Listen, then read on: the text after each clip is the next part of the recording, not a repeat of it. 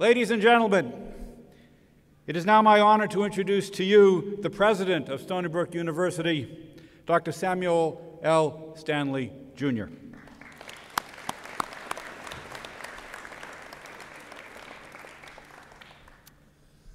So welcome to all of you, and my sincere congratulations to each and every one of our participants in the 15th winter commencement at Stony Brook University. This is a very special day today, and we show it by our regalia, the symbols, this medal, when's the last time you saw a mace, and all of these formalities. We honor these traditions because they speak to the significance of today's ceremony. For each of our graduates now becomes the most recent of an unbroken chain of scholars who have obtained a higher degree since the first university granted them 1,250 years ago. So all of you receiving a degree from Stony Brook University embrace a tradition that was celebrated by many before us and will be celebrated by your children and many generations to come. In a very real sense, commencement marks a transfer of knowledge, the acquisition of new skills, the recognition of accomplishments, and the fundamental concept of moving forward to a new future.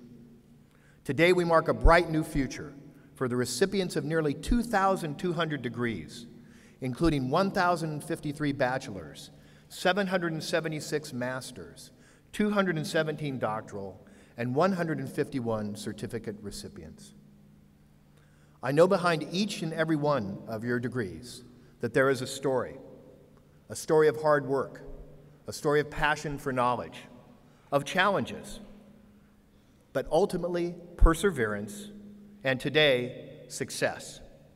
And I want to share just a few of those stories with you. Michael Tonga, who will receive a BA in political science. Michael, can you stand? Where's Michael? There he is. Currently resides in Harlem, New York. Michael's story is one of resilience. Growing up, he attended 12 public schools in 12 years due to the natural progression of changing schools and moving numerous times between New York City, upstate New York, and his grandmother's home in New Jersey, where he attended an alternative high school to help him catch up on his work. Despite this adversity, Michael succeeded. He worked hard at his studies and displayed an interest in law enforcement, partly due to his mother, a retired New York City correction officer. After high school, he attended John Jay College and earned an associate's degree in criminal justice. He then transferred to Stony Brook and majored in political science, where he excelled. He's a member of the pre-law chapter of Phi Alpha Delta and a volunteer at the Long Island State Veterans Home. Today, Michael, one of 7 children, becomes the first among them to graduate from college. He plans on pursuing his master's in public administration with the help of pursuing a career as an attorney. Michael, congratulations on your outstanding achievement in graduating today.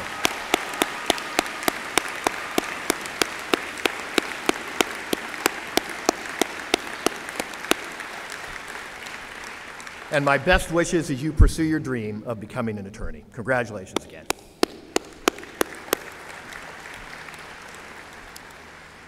Amy Pope. Amy, can you stand? There she is. Amy Pope graduates today from the College of Arts and Sciences with a bachelor's degree in psychology. But for Amy, the past weeks leading to graduation have been extraordinarily difficult. Amy is from Long Beach, and her home was severely damaged by Hurricane Sandy.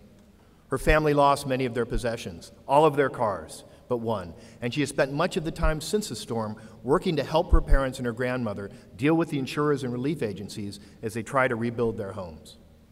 According to Amy, one positive has been the Stony Brook University community. As Amy put it, but it is through the overwhelming support of this beautiful community of friends and staff at Stony Brook University that I'm able to sleep soundly and safely for the first few nights since Sandy. And no words, and I really mean that no words, will ever be able to express my gratitude for the blessing I've been given to be surrounded by these incredible people.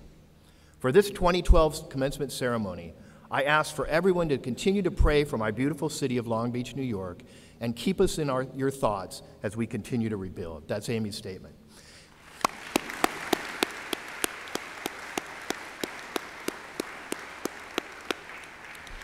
Amy, congratulations on your graduation today. And please know that our thoughts and prayers, and hopefully our material support, will be there for you and all of the people in your community. Congratulations again.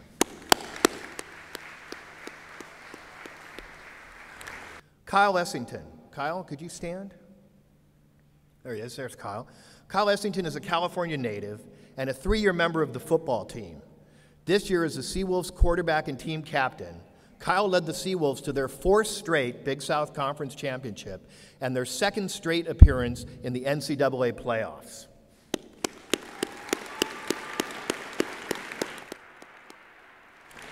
Kyle was a 2-time member, you could stay up, Kyle. Kyle was a 2-time member of the Big South All-Academic team and was twice named 2nd team All-Big South Conference. But what is equally impressive is what Kyle accomplished in the classroom, earning a spot on the Dean's List and the Big South Presidential Honor Roll. He will graduate with a degree in business management and plans to work in the investment and banking field after graduation. Kyle, congratulations on your fantastic career at Stony Brook University, both in the classroom and on the field, and thank you for all the excitement and pride you brought to our school.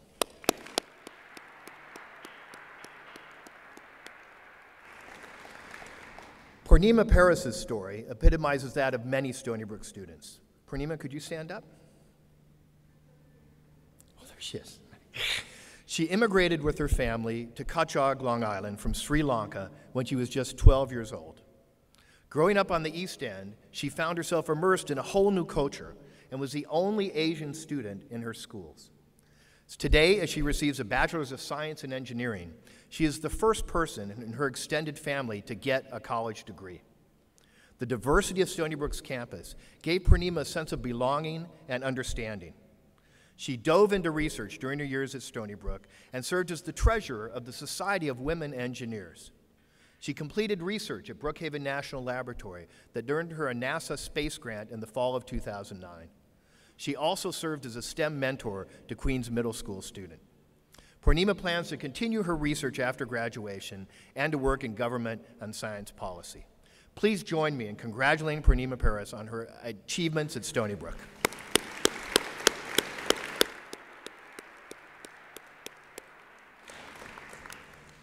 Terrence Coyle. Terrence? There he is. Terrence Coyle graduates today with a Master of Social Work degree from the School of Social Welfare. Terrence began the MSW program in 2010 after 20 years as a firefighter in New York City. The native Long Islander and Huntington resident, who suffers from the effects of spinal injuries and multiple surgeries, has been a Long Island Crisis Center hotline volunteer counselor for almost 10 years. He runs support groups for firefighters who were involved in the response to 9/11, and he volunteered with the American Red Cross in the aftermath of Hurricane Katrina. Terrence worked part-time for the New York City Fire Department in the Counseling Services Unit while finishing his degree at Stony Brook.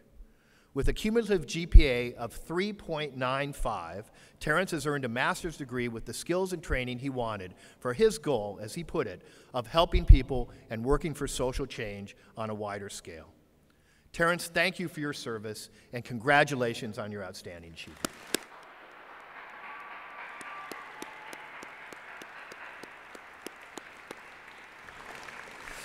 Now, of course, each of your stories will be different because there is no one path to success at Stony Brook and in life.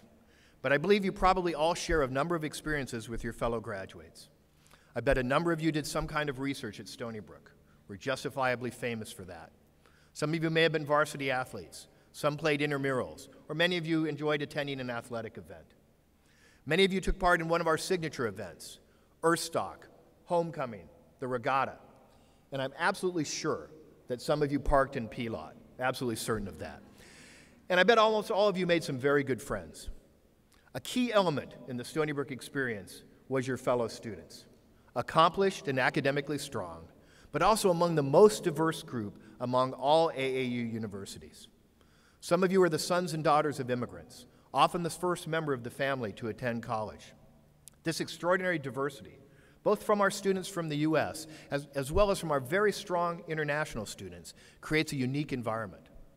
Stony Brook is not a university where everyone looks the same, has the same ethnic background, or comes from the same socioeconomic background.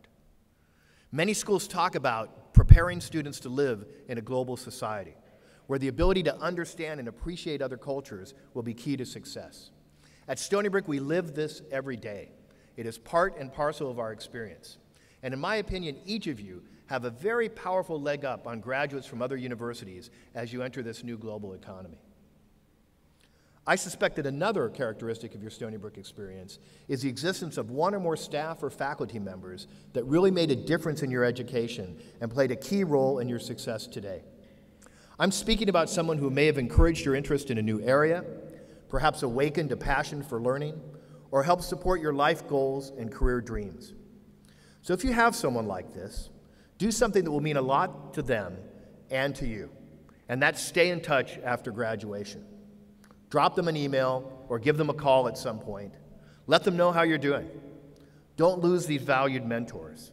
They can continue to play an important role in your life, a wonderful source of free counsel, and those ever so important recommendations. Let's take a moment to thank these dedicated educators and all of the people who helped you during your time at Stony Brook. They will be there for you today and tomorrow.